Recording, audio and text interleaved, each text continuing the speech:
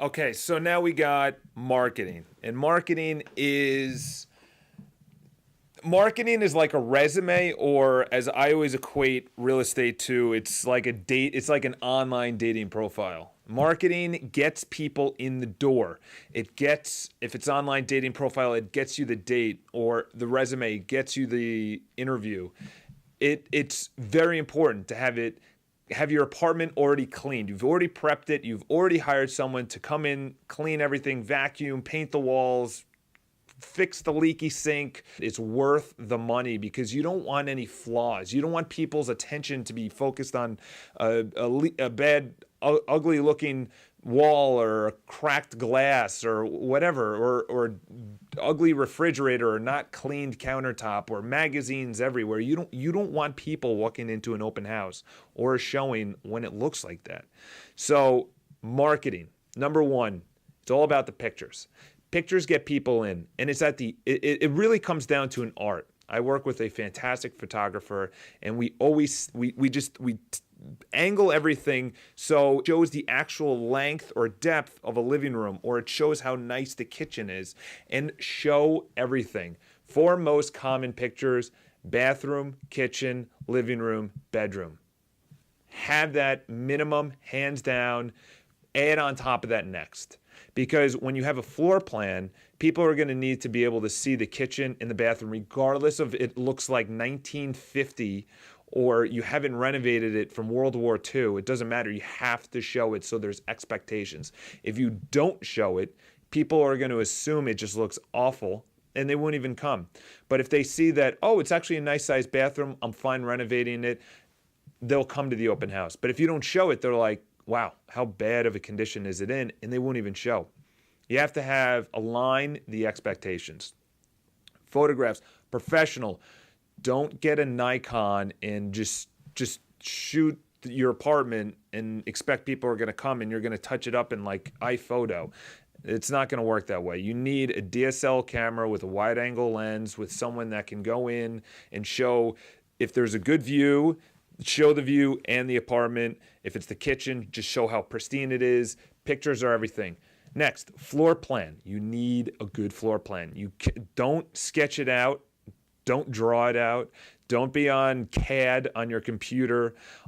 You have to have something, and it's all approximation. So someone will come in there with like a little laser beam. It'll measure everything, and it comes out professionally. If any part of your marketing looks flawed, it's like going into a restaurant, even though the food was good, walking in the restaurant, there was like maybe trash outside, or there was a dirty floor, or the bathroom wasn't clean, or whatever. It's just an overall experience, and you want it to be amazing from the beginning. You want it to be no questions asked. Wow, great photos, great floor plan. Oh, it's online. It's easy for me to see what it's like. Oh, I walk in and it's a beautiful apartment. It's an entire presentation. It's an experience. It's a journey to be on to sell your house. And if there's any little flaw, just the slightest flaw, the consumer, who are incredibly intelligent like yourself, they'll use that against you in the purchase price. And that's not where you want it to go. So you got to have pristine pictures, great floor plan, and as well, put it obviously on Street Easy. Put it on New York Times, Zillow, Trulia, but be open to brokers as well. You're not going to be able to, those websites are just for the public.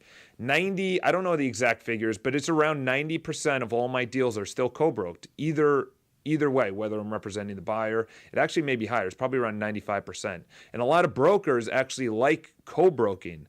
So they'll actually say, please be represented, because they don't want to do the board package. So those are just the public websites. When you put it on in the description, be open to buyers, brokers, because most buyers are still working with brokers. 95 to 99% are still working with brokers because they just don't have the time. They don't have to pay any money. It's just one of those services that they're like, if it's a good broker and they trust them, the deal is going to be in their favor, in the buyer's favor. So on the description, have it open to buyers, agents.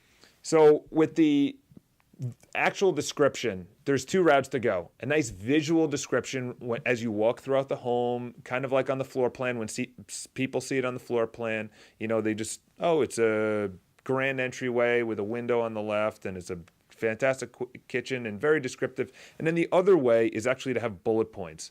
Whatever route you choose, make sure it's descriptive, it's to the point. It also answers all of the co-op questions that people have, pied-à-terres, children, parents buying for children, dogs, subletting policy, gifting policy, guarantor policy, all the things that actually go into a co-op that people really need. Also have great show sheets. Show sheets are very important. They can be done on Apple Pages. Spend the money. The more money that you spend, the more money you should get in return. Obviously, it all comes down to selling and negotiating, because that gets you in the door. Just like I said before, the marketing is going to get them in the door, and you want them to be positive when they walk in. They don't want to walk in and say, well, the pictures weren't that good. I don't think this person's serious, or I think we can get a better price because they're selling on their own. They don't have good photos or a good floor plan or their show sheets or whatever the case is. You have to upfront have the expectation, I'm actually really good at this. So we're going to move on to selling, which is everyone's favorite topic, and I'll see you in the next video. Oh, oh, oh.